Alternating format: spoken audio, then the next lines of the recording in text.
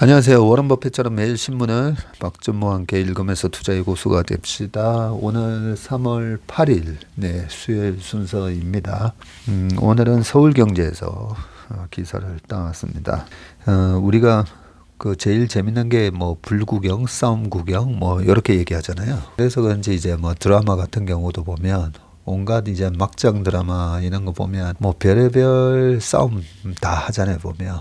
근데 왜 그런 드라마를 보고 있냐? 재밌으니까 보게 되는데 주식시장에서도 지금 싸움이 일어났죠. 바로 SM 엔터테인먼트를 갖고 하이브와 지금 카카오의 싸움이 시작됐습니다. 막장 드라마 보시는 것보다는 이 경제와 관련해서 이런 적대적 M&A 가능성, 한쪽은 또 적대적 M&A 아니다라고 얘기하고 있고, 지분 경쟁 싸움이 어떻게 진행되는지 이런 부분을 한번 잘 알아놓으면 앞으로 이런 일이 계속 일어난다라고 보고 있습니다. 불과 2, 3년 전에 이제는 한증칼 케이스가 있었고요. 그거는 약간 형제 간의 뭐 남매 간의 싸움이니까 약간 짜고 치는 고스톱일 수도 있고, 그래서 그때도 처음에 이제 조금 쌀 때 저희가 좀 진입을 했다가 나중에 비싸졌을 때는 아예 쳐다도 안 봤었는데, 이번에는 조금 양상이 다르죠, 그죠? 네, 그런 차원에서 또 한진칼이라는 그 비즈니스 전체적으로 보면 비즈니스 자체도 약간 그렇게 매력적인 비즈니스가 아니라서 더더욱 이제 관심이 좀 없었는데, 이번에는 비즈니스가 상당히 매력적인 비즈니스잖아요, 그죠? 네, 그런 차원에서 이번 싸움이 어떻게 진행되는지 보시고, 다음에도 이제 M&A 관련된 이런 이슈가 발생했을 때는 일단은 그 M&A의 대상이 되는 기업이 매력적인가, 그리고 싼가, 그 두 가지 관점으로 일단 봐야 될 것 같고요. 그 두 가지 관점에 하나라도 너무 비싼데, 아니면 그런 기업 줘버리지 왜 하고 있어? 뭐 이런 식으로 되면 절대 이렇게 투자를 하면 안 된다라고 생각을 합니다. 오늘 일단 읽어보겠습니다. 카카오가 1.2조 배팅에 새 판짜기, 1차 공개 매수 때 남은 6,800억 플러스 알파, 삼성증권에서 브릿지론 등 추가 조달, 경영권 확보, 전의 전쟁 확대 국면이고, 카카오가 SM 지분 4.9% 매입 드러나 시세 조정 혐의, 금감원 조사가 변수로라고 되어 있습니다. 카카오가 예상대로 7일 SM 엔터테인먼트 인수를 위한 공개 매수를 선언하며 반격에 나서자 하이브도 곧장 재반격을 위한 새반짜기에 돌입했다. 하이브는 공개 매수 주관사를 맡았던 삼성증권과 카카오의 공개 매수에 맞설 2차 공개 매수 전략 검토에 들어갔다. 하이브가 삼성증권하고 전략 검토에 들어갔다는 거고요. 카카오는 하이브의 1차 공개 매수 당시 SM엔터 지분을 대량으로 사들여서 이미 4.9%를 지금 보유하고 있는 것으로 드러났는데, 최근 SM엔터 주식 거래를 둘러싸고 금감원이 시세 조정 혐의 등을 조사하고 있어서 양측 간 경영권 확보 전에 적잖은 변수가 될 것으로 전망이 된다라고 되어 있고요. 이게 4.9% 들고 있는데, 최근에 2월 28일 기준으로 12만 원 공개 매수를 하이브가 제시를 했었는데, 2월 28일까지 그 주가가 12만 원을 넘어가면서 12만 원 밑으로 한 뭐 11만 원, 11만 5천 원 이러고 있으면 그 SM을 가지고 있는 소액 주주들이 12만 원에 넘기자 하면서 공개 매수에 응했을 건데, 이 SM 주가가 2월 28일까지 12만 원을 위에 웃돌면서 거래가 됐었잖아요. 그러면서 공개 매수가 어떻게 보면 실패를 했죠. 특히나 이제 마지막 날 28일 날 6%가 오르면서 12만 7,600원으로 끝났거든요. 그러니까 아마 이 하이브 측이나 이쪽에서 저거 틀림없이 카카오 측에서 산 걸 거기 때문에 4.9% 가지고 있는데 추가로 막 사서 12만 원 이상으로 가격이 유지되게끔 올렸으면 두 가지, 일단 시세 조정 아니냐, 그리고 또 하나는 4.9% 갖고 있는 데서 저만큼 주식을 많이 샀으면 그날 거래가 얼마 됐었냐면요. 거래량이 347만 주 거래됐었네요. 그러면 틀림없이 5% 넘었을 건데 그 왜 5%가 이제 특수관계인까지 다 포함하는 거거든요. 5% 넘었을 건데 왜 너네 신고 안 했냐?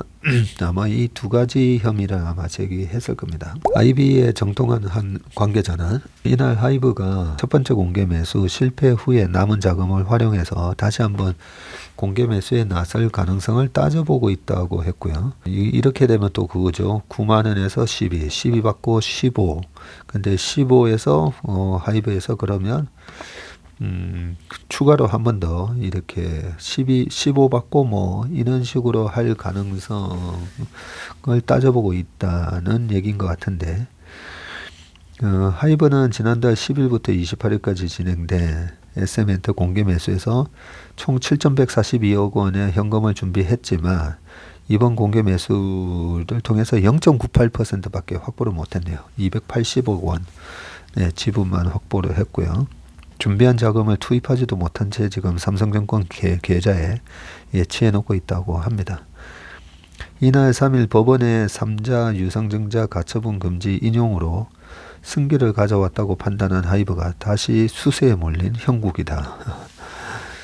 요 법원 결정 났을 때만 하더라도 카카오가 그 9%나 되는 큰 지분을 확보하는데 실패했네라고 생각을 했더니 오히려 15만 원을 부르면서 확 이렇게 분위기가 또 반대로 바뀌어 버렸죠. 그 얘기는 어제도 말씀드렸고요. 카카오하고 카카오 엔터가 지금 15만 원에 최대 35%까지 지분 공개 매수한다고 했고, 근데 지금 보니까 또 15만 2천 원 뭐 요래 거래되고 있으니까 이것도 어떻게 될지 몰라요. 실패할 수도 있습니다. 이것도.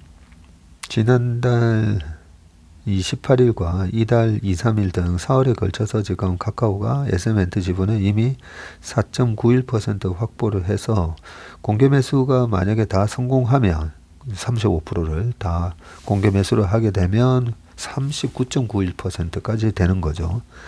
이수만 전 총괄 프로듀서의 남은 주식을 포함해 최대 19.43% 지분율에 불과한 하이브 대비 2배가 넘는 수치가 되고요. 양사가 SM엔터 인수전에서 자존심을 건 싸움에 돌입을 하자 하이브가 실제 남은 자금을 활용해서 2차 공개 매수로 맞설 가능성이 제기돼 왔다. 하이브는 공개 매수 계좌에 남은 6,791억 원에 추가 현금을 더하고 사실상 동맹 관계인 삼성증권 등에서 브릿지론 등의 형태로 총 1조 원이 넘는 자금을 당장이라도 동원할 수 있는 상황이다.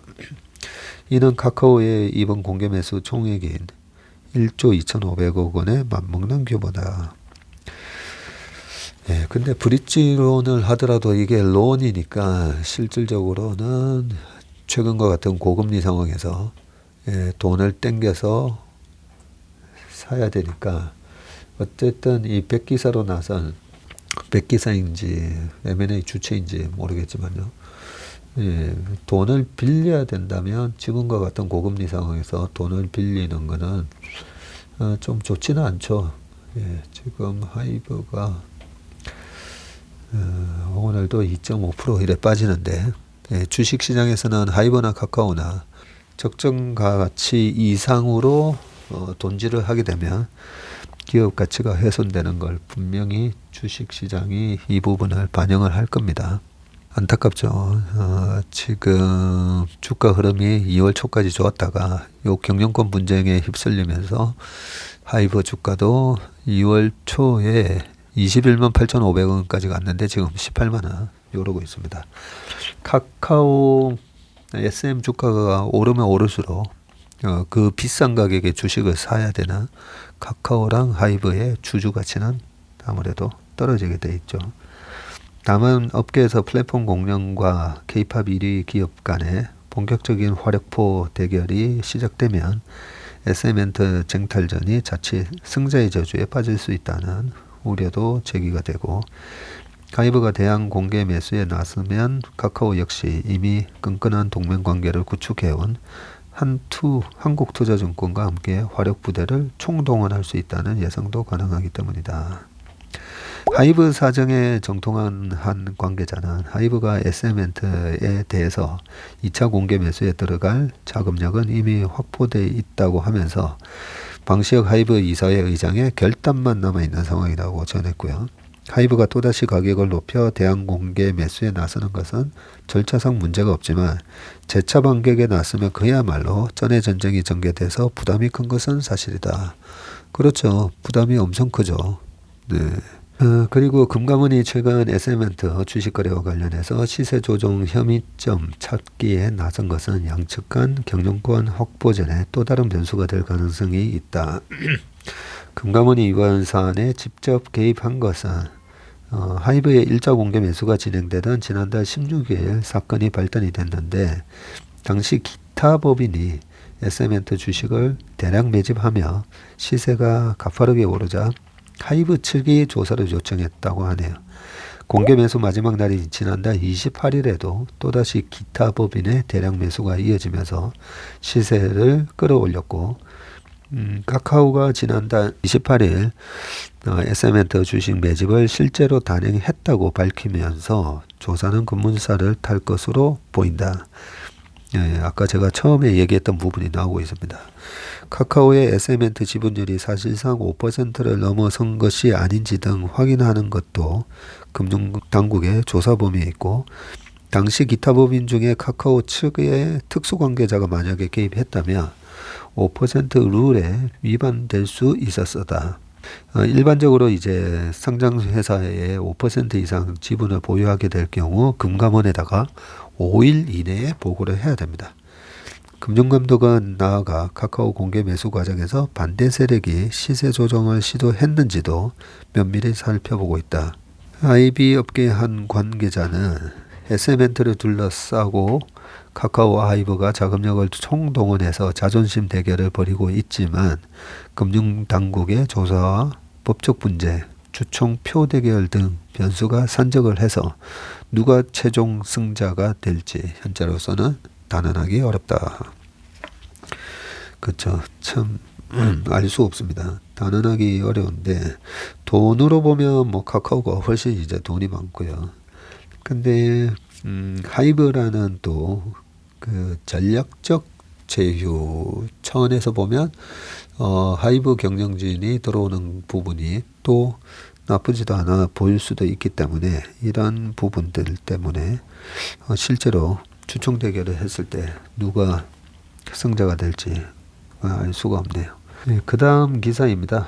학원으로 몰린 코로나 세대 1인당 사교육비 50만 원을 넘었다라고 되어 있는데 우리나라 이 사교육비 문제는 정말 벌써 40년이 넘었다 그죠? 옛날에 전두환 시절에 그때 이 사교육비 건절을 하겠다고 그때 과외를 금지시켜 가지고 대학생들이 이제 몰래 과외를 하면서 보통 그렇게 이제 법적으로 근절을 시키면 공급이 확 줄게 되잖아요. 그죠? 공급이 줄게 되면 그 위험을 감수하면서도 몰래 과외하는 사람들의 숫자가 희소하다 보니까 과외비가 더 크게 오르는 그런 현상이 있었고 실제로 지금 물가가 엄청 많이 그때 대비해서 거의 뭐 아파트 가격이 83년 요럴 때 반포의 아파트가 실제 한 채가 3천만 원, 4천만 원이었는데 그 이후에 지금 30억 갔으니까요.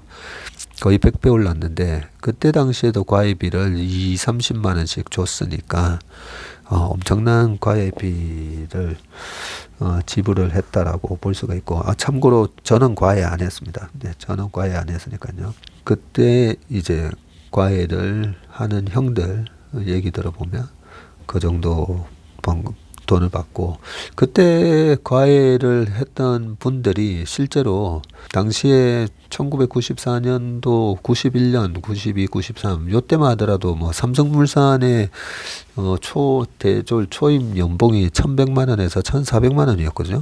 그러면 한 달에 100만 원씩 받는 거였잖아요.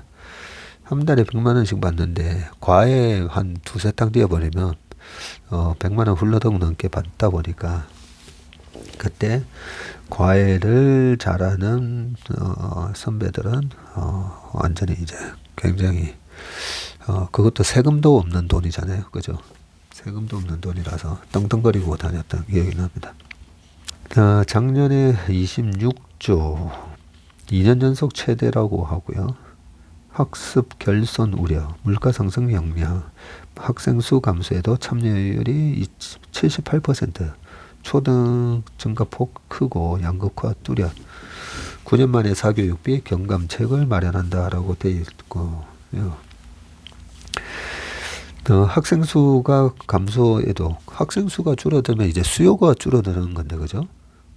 수요는 줄어들고 대학생들은 많으니까 공급은 많고 학생 수가 줄어들면 가격이 떨어져야 되는데, 학생 수 감소에도 불구하고 지난해 사교육비 총액이 26조 원까지 치솟으면서 전년도에 이어서 또다시 역대 최고치를 갈아치웠다고 합니다. 사교육 참여 학생의 1인당 월 평균 사교육비는 사상 처음 50만 원을 넘어섰고요.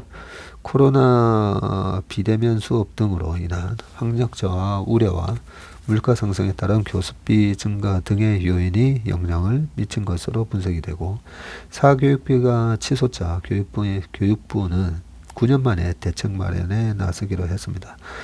지금 그래프가 쭉 나오네요. 통계청 그래프에 보니까 1인당 월 평균 사교육비가 2018년도에 39만 9천 원, 딱 40만 원이었는데 작년에 52만 4천 원이 됐고, 사교육비 총액 및 참여율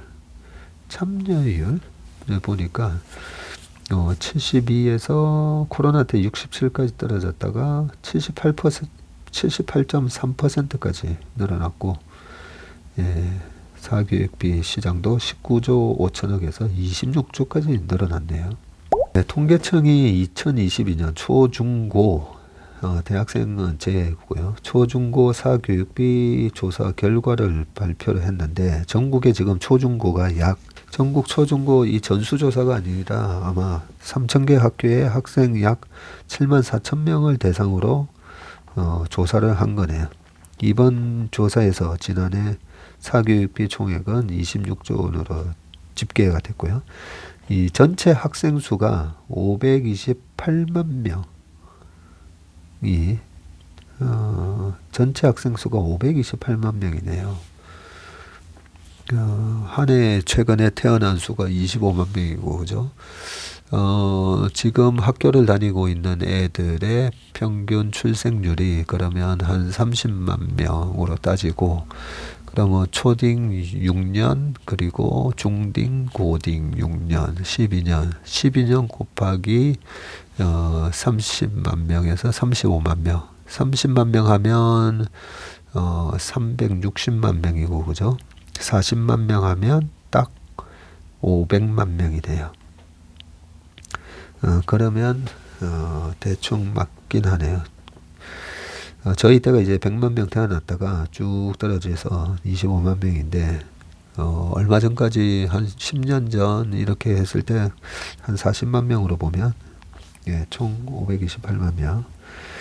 여기다가 이제 또 인구가 새로 유입된 인구도 있죠.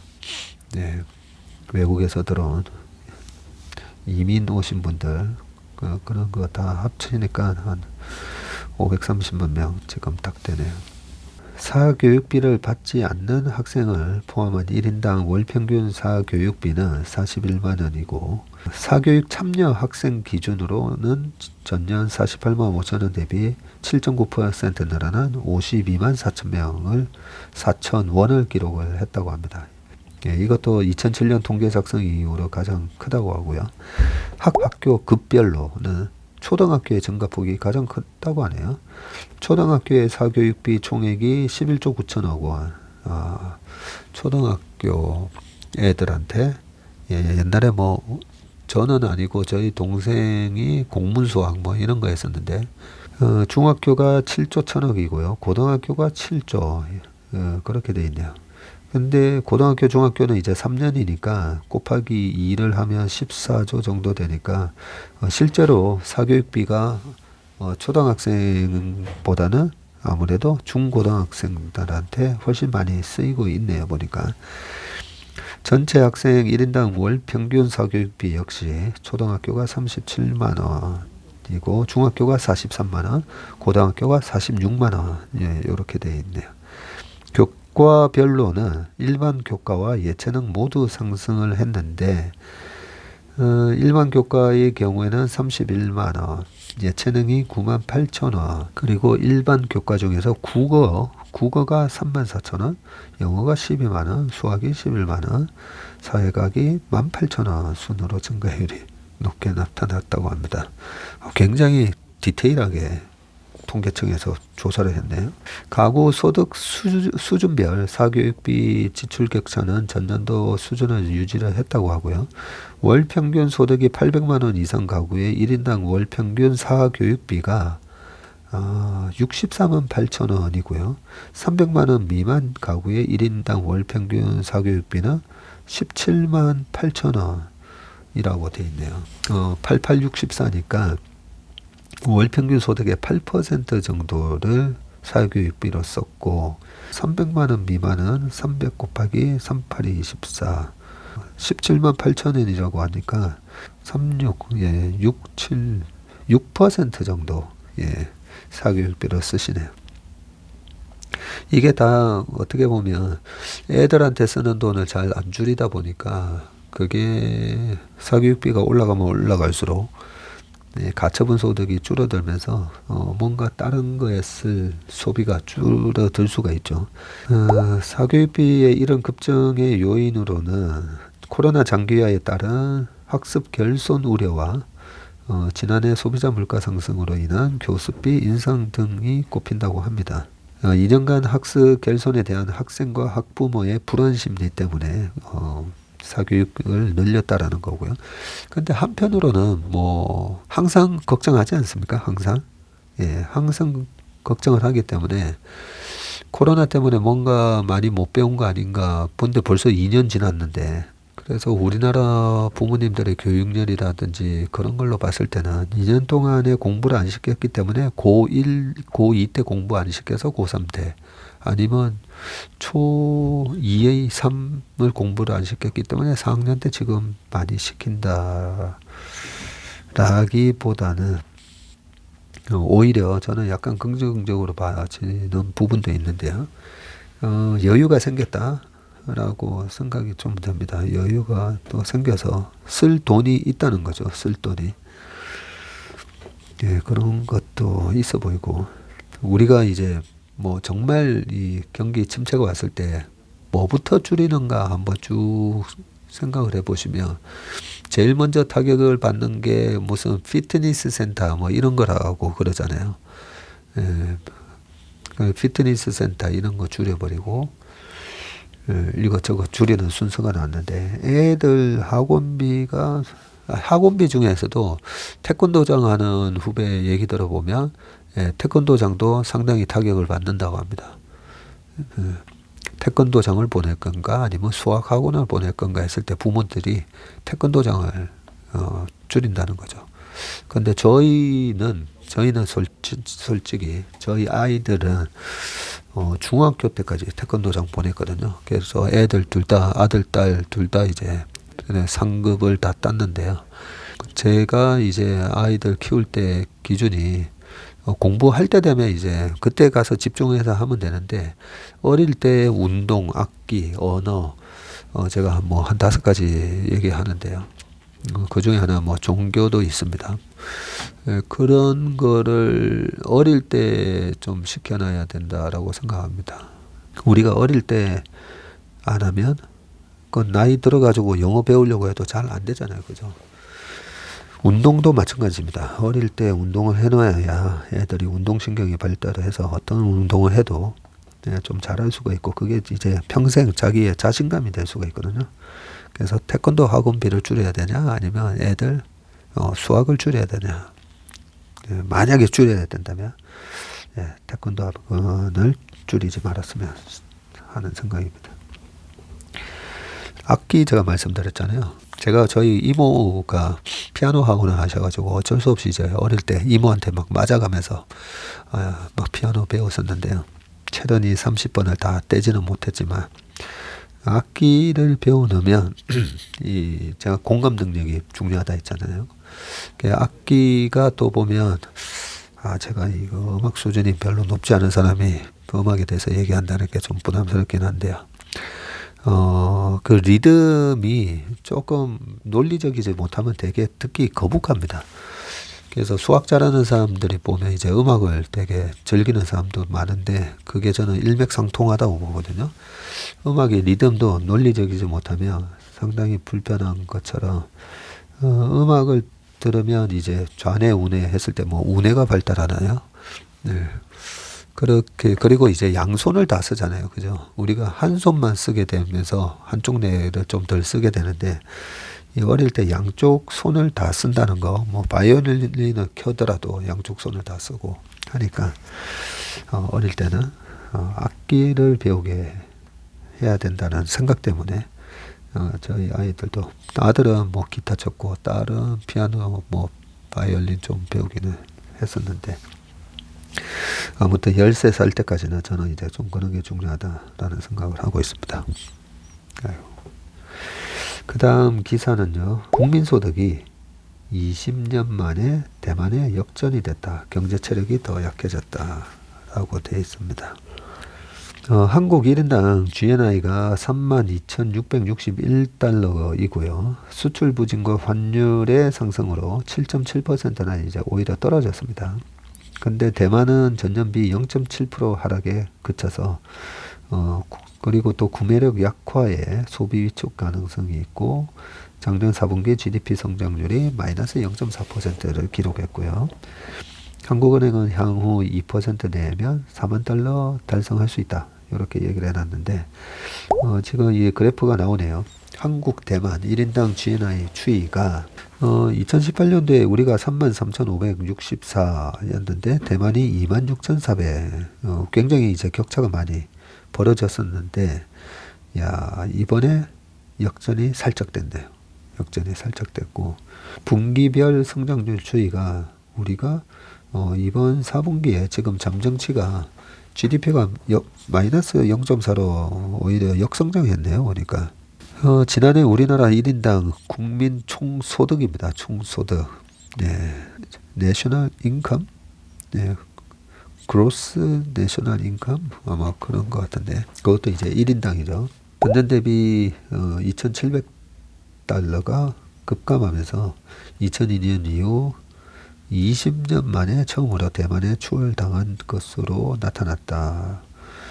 근데 이제 환율이 작년에 환율이 좀 많이 올랐잖아요. 그죠? 환율이 올라가면서 그 말은 즉 우리의 원화 가치가 떨어졌고 우리가 원화로 받는 여러 가지 소득 플러스 원화로 생산한 거 이런 거 저런 거 다 합치면 그걸 이제 달러로 환산을 하면 아무래도 떨어지게 돼 있으니까 지금 제가 원달러 환율이 21년 대비해서 작년에 얼마가 떨어졌는지를 말씀을 드리려고 하는데 21년도에도 원달러 환율이 9.44% 올랐고요.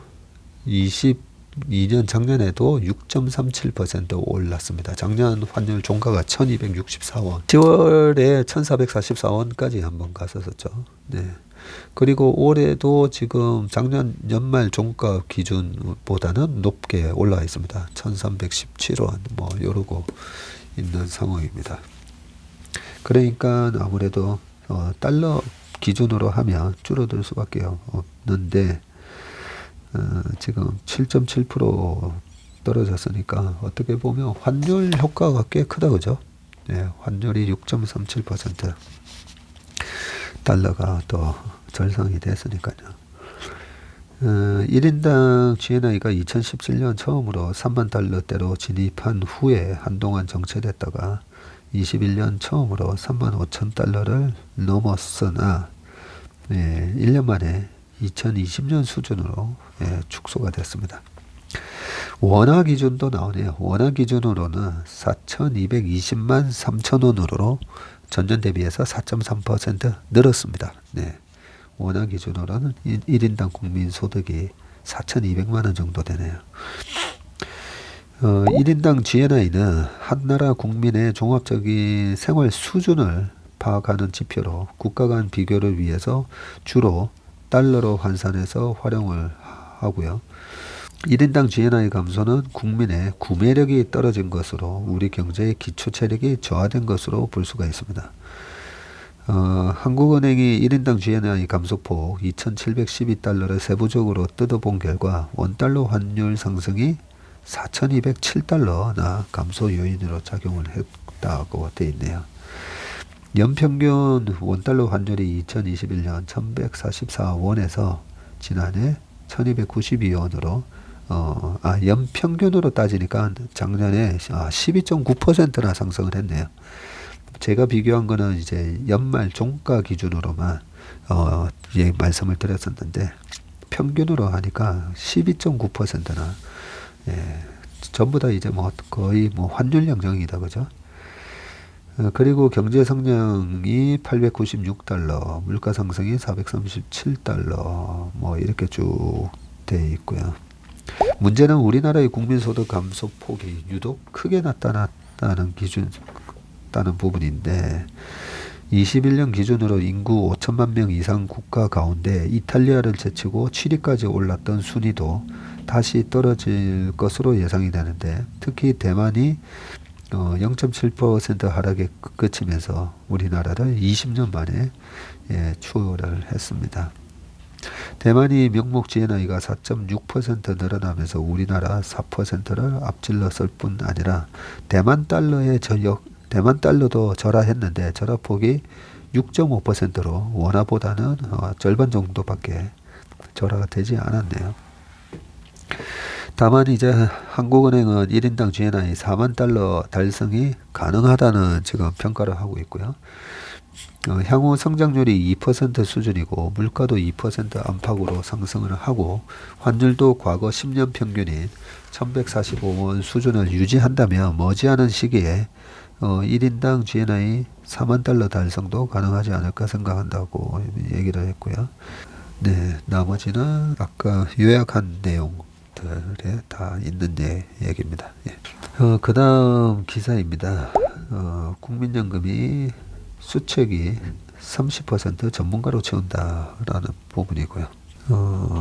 비상근 위원 3명 현장 전문 경력가로 위촉 추진하고 있고 가입자 단체 추천 전문위원은 6명으로 축소를 하고요. 2월 말 기준 수익률 소폭 회복이라고 되어 있는데 국민연금이 투자기업 주주권을 논의하는 수탁자 책임 전문위원회의 전문성 강화를 위해서 9명의 위원 중 3명을 금융 투자계에서 선임하는 방안을 가결했다. 기존에는 가입자 단체 추천 인사로만 구성을 했는데 이들 중 일부가 지난해 주주대표 소송에 적극적인 행사를 요구하면서 논란이 인바 있다. 보건복지부가 7일 서울 중구 플라자 호텔에서 23년도 제1차 국민연금 기금운용위원회를 개최를 하고 이 같은 내용의 수탁위 수탁자 책임활동 지침 개정안을 의결을 했는데요. 복지부는 이날 가입자 단체 추천으로 구성하는 수책위 전문위원 가운데 비상근 위원 3명을 전문가로 채우는 안건을 올렸고요. 국민연금이 고려하는 전문가 단체는 금융 및 자산운용 관련 전문가와 연금제도 관련 그리고 환경과 사회 지배구조 ESG 책임투자와 관련한 곳으로 증권사와 자산운용사 등이 가입한 금융투자협회를 비롯해서 국민연금연구원, 한국 ESG 학회 등이 있다. 그 밖에 금융연구원, 증권학회, 경영학회 등도 추천단체로 거론이 되는데 수책위 1기가 활동을 했다. 지난 3년간은 수책위 요 얘기 먼저 그래도 좀 말씀을 드려야 될 것 같네요. 지금 수탁자 책임 전문위원회를 이제 수책위라고 줄여서 얘기하는데 저희는 이제 운용업계에 일하다 보니까 뭐 신탁, 수탁 이런 말이 이제 좀 익숙한데 수탁자 책임 전문위원회 이게 무슨 말이냐면요. fiduciary duty라는 게 있습니다. 남의 돈을 받아서 수탁이잖아요. 예, 위탁은 내가 맡기는 거고, 남의 돈을 맡아서 관리하는 사람은 책임감을 갖고 성실하게 그 돈을 관리를 해야 된다.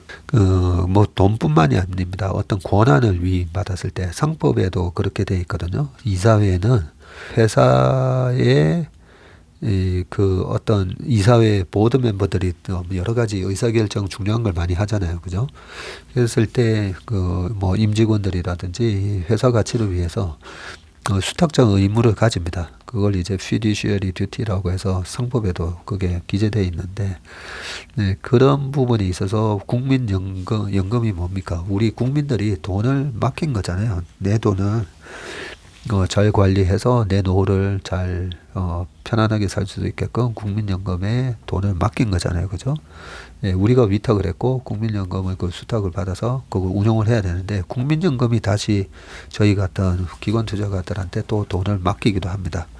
예, 그랬을 때 이제 그 돈을 잘 관리해야 되는데, 거기서 이제 책임감을 갖고 이 fiduciary duty에 대해서 그런 의무를 이행하는 그런 위원회를 이 수탁자 책임 전문위원회라고 되어 있는데, 제가 잘 기억은 안 나는데 예전에도 보면, 아니 이런 분들이 전문성이 없을 건데 어떻게 이 어마어마한 뭐 800조가 넘는 이 자금에 대한 그런 의사결정을 할 수가 있나, 제가 그런 생각이 들었던 적이 있었는데, 요 전체적인 기사 내용은 전문위원을 현장 전문위원을 3명 정도 위촉을 하겠다, 뭐 요 내용인 거죠.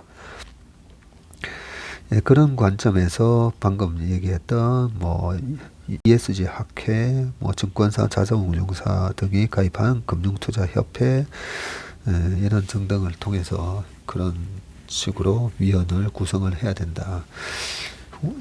이 수탁자 책임위원회 말고도 운영기금위원들도 따로 이렇게 외부위원들도 많이 들어가 있는 걸로 알고 있는데요.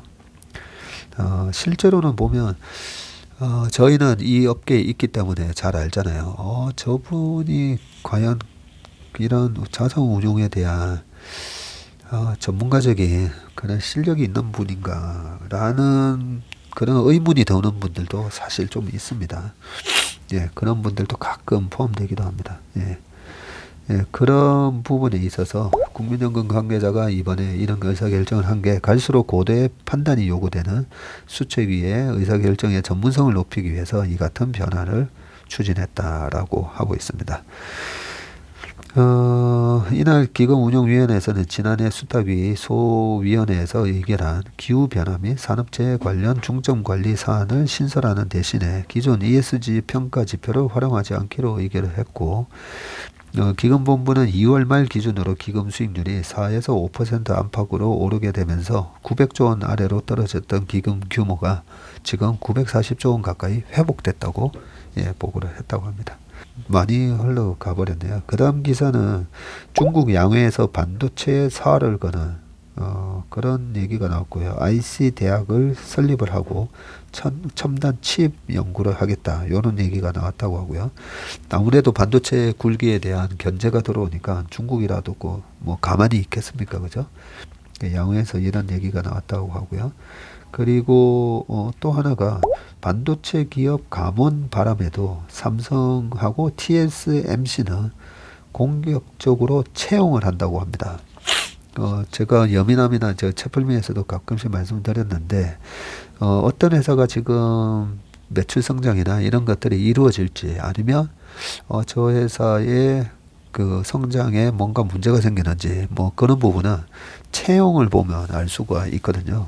그래서 사람을 줄인다라는 발표가 나올 때 주식을 오히려 팔아야 되고, 사람을 늘린다라고 할 때 주식을 사야 되는, 뭐 그런 식으로 이제 활용을 할 수가 있는데, 삼성하고 TSMC는 대규모 투자에 이어서 인력 초격차, 인텔하고 마이크론 등 인력 축소 속에서 삼성이 16,000명 상반기 공채를 시작했고요. DS 부문은 문턱을 낮춰서 경력 충원을 하고, TSMC도 올해 6,000명 이상 뽑아서 업계 1위 고급 인력 확보 전 가열이다 라고 돼 있으니까 한번 참고를 하시기 바라겠습니다. 네, 오늘 웜의 신박 순서는 여기까지 하겠습니다. 오늘 하루도 건강하시고 행복한 하루 되시길 바라겠습니다. 고맙습니다.